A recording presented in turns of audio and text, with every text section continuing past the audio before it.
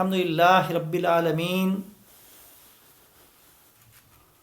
व नहमदुहु नुसल्ली अला रसूलिहिल करीम अम्मा बाद फ़अऊज़ु बिल्लाहि मिनश शैतानिर रजीम अस्सलातु वस्सलामु अलैका या हबीबल्लाह अस्सलातु वस्सलामु अलैका या नबी अल्लाह अस्सलातु वस्सलामु अलैका या ख़ातिमुल मुरसलीन। मैं अपने तमाम सुनने वालों, देखने वालों, हाज़रीन को अस्सलामु अलैकुम व रहमतुल्लाहि व बरकातुहू अर्ज़ करता हूँ। और सबसे पहले ये गुजारिश करता हूँ कि अपनी ज़िंदगियों को इस्लाम के मुताबिक ढालने की कोशिश करते रहो। इंशाअल्लाह अल्लाह हमारा मददगार और हामी होगा और इंशाअल्लाह अल्लाह तबारक तआला हमें राह मुस्तकीम पर चलाएगा। और दुरूद शरीफ की तस्बीह को मामूल बना लो, क्योंकि ये वो पाक तस्बीह है जिसको अल्लाह तबारक व तआला ख़ुद भी पढ़ते हैं, अपने फ़रिश्तों को भी, अल्लाह के फ़रिश्ते भी पढ़ते हैं और अपने बंदों को भी अल्लाह का हुक्म है कि अपने हज़रत मोहम्मद सल्लल्लाहु अलैहि वसल्लम पर दुरूद सलाम पढ़ो। आज का जो मेरा उन्वान है वो है इलेक्शन 2024। अल्हम्दुलिल्लाह अल्लाह तबारक व तआला ने हमें अपनी ज़िंदगियों में फिर से इस मुल्क में इलेक्शन का मौका फ़राहम किया है। 8 फरवरी 2024 को हमारे मुल्क में जनरल इलेक्शन का इनकाद होना है। अल्लाह ताला खैर आफ़ियत रखे, इंशाअल्लाह वो दिन आए और हम वोट कास्ट करें। लेकिन वोट कास्ट करने से पहले ये ज़रूर सोचें समझें कि हमने वोट किसको देना है और किसको नहीं देना है।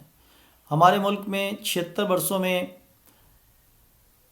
बहुत सा हिस्सा हमारे मुल्क में माशाअल्लाह लगी रही मुख्तलिफ़ अदवार में, और कुछ हिस्से में जमहूरी निज़ाम लंगड़ा लूला जैसा चलता रहा।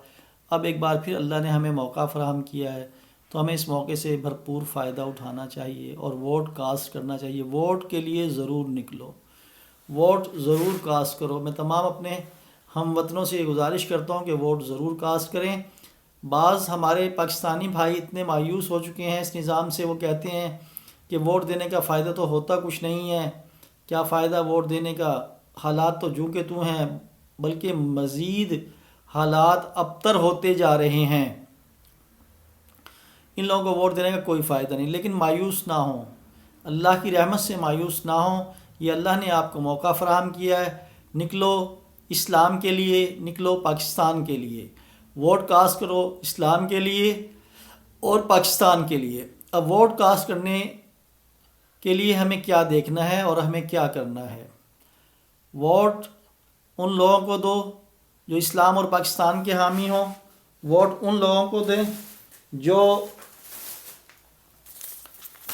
वोट के हकदार हैं। अब मैं आपके सामने पेश करने लगा हूँ कुरान पाक की सूरह मुबारका सूरत अल-माइदा की आयत नंबर 8 में अल्लाह तबारक व तआला फरमाते हैं, उसका तर्जुमा कुछ यूँ है, ऐ लोगो जो ईमान लाए हो अल्लाह के खातिर, रास्ती पर रहने वाले और इंसाफ की गवाही देने वाले। अब देखिए अल्लाह तबारक व तआला फरमाते हैं इंसाफ की गवाही देने वाले। वोट ये एक गवाही है जो हमने इंसाफ की देनी है। अब दूसरी जगह अल्लाह तबारक सूरत बकरा में फरमाते हैं, और इस शख्स ने से ज़ालिम और कौन होगा जिसके ज़िम्मे अल्लाह की तरफ से एक गवाही हो और वो इसे छुपाए। ये मेरी उन भाइयों से गुजारिश है जो कहते हैं हम वोट नहीं देंगे, तो अल्लाह तबारक कुरान पाक में फरमाते हैं कि गवाही को छुपाना नहीं है। अगर आपने गवाही छुपाई तो आपका शुमार ज़ालिमों में होगा। सूरत निसा की आयत नंबर 85 में अल्लाह तबारक तआला फरमाते हैं, जिसका तर्जुमा कुछ यूँ है, जो भलाई की सिफारिश करेगा वो इसमें से हिस्सा पाएगा और जो बुराई की सिफारिश करेगा वो इसमें से हिस्सा पाएगा। अब ये सब कुरान पाक की जो आयतें बयान की कि उनका तर्जुमा जो बयान किया गया है वो सिर्फ़ ये बताने के लिए और समझाने के लिए कि वोट एक कौमी फरीज़ा है, वोट एक गवाही है, वोट इस मुल्क की तकदीर बदलने का एक तरीक़ा है, इस मुल्क को बेहतरी की तरफ लाने का एक तरीक़ा है। तो खुदारा वोट ज़रूर दीजिएगा, मायूस ना हो। इंशाअल्लाह इस सिस्टम को बदलने के लिए, इस निज़ाम को बदलने के लिए वोट ज़रूर कास्ट करें। اب میں آپ کے سامنے ایک حدیث آقا صلی اللہ علیہ وسلم کی پیش کرنے لگا ہوں۔ آپ صلی اللہ علیہ وسلم کا فرمان عالی شان ہے، روز قیامت وہ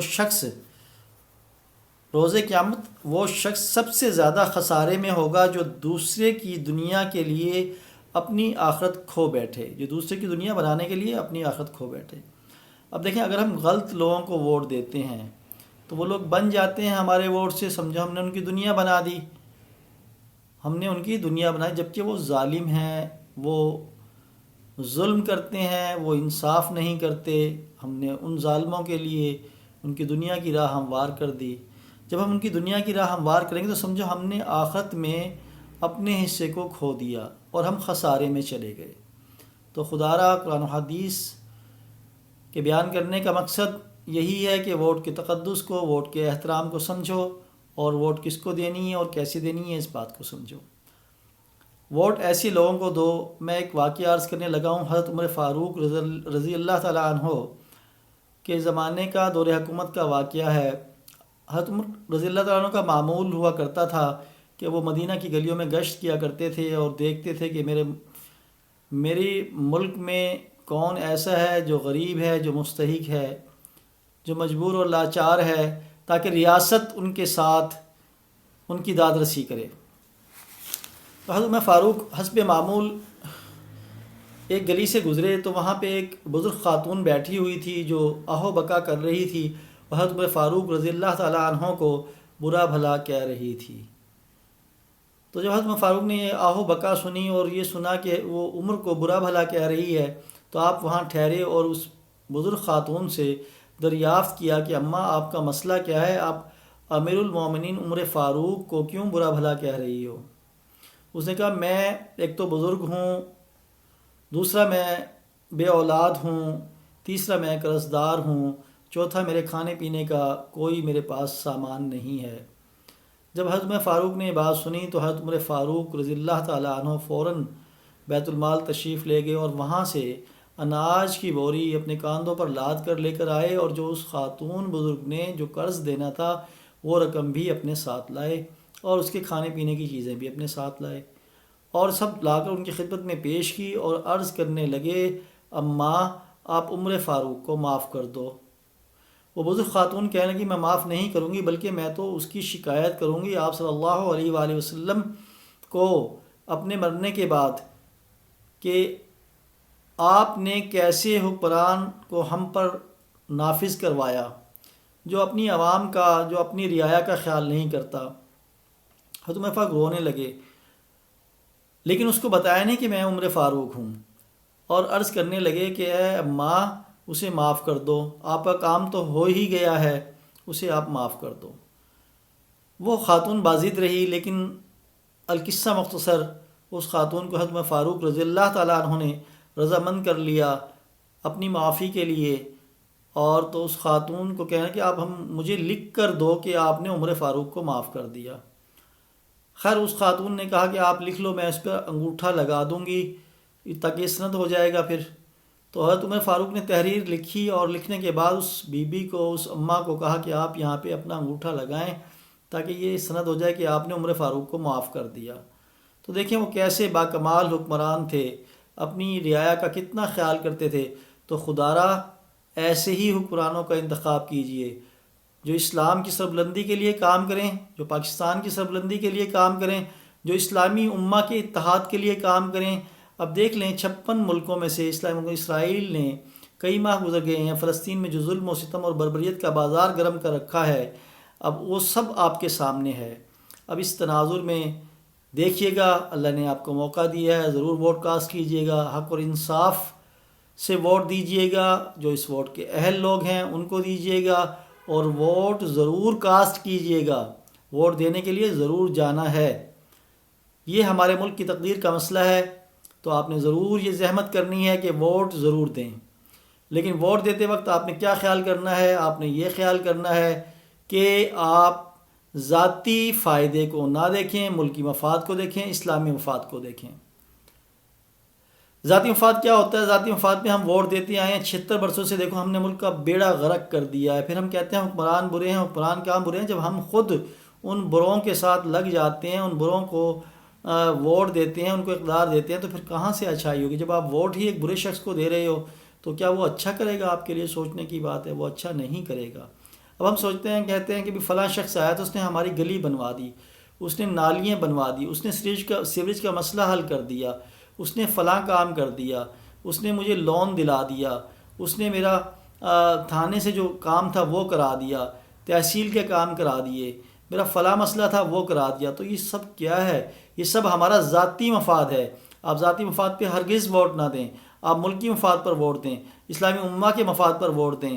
خدا را خیال کیجئے، ووٹ ایسے شخص کو دیجئے جو آپ کے ووٹ کا حقدار ہے۔ میں نے قرآن پاک کی آیات اور احادیث آپ کے سامنے پیش کی ہیں، ان کو مد نظر رکھتے ہوئے ووٹ ضرور کاسٹ کیجئے گا۔ نکلو اسلام کے خاطر، نکلو پاکستان کے خاطر، نکلو پاکستان کی سربلندی کے خاطر ووٹ ضرور کاسٹ کیجئے گا۔ وآخر دعوانا الحمدللہ رب العالمین۔ پاکستان زندہ باد۔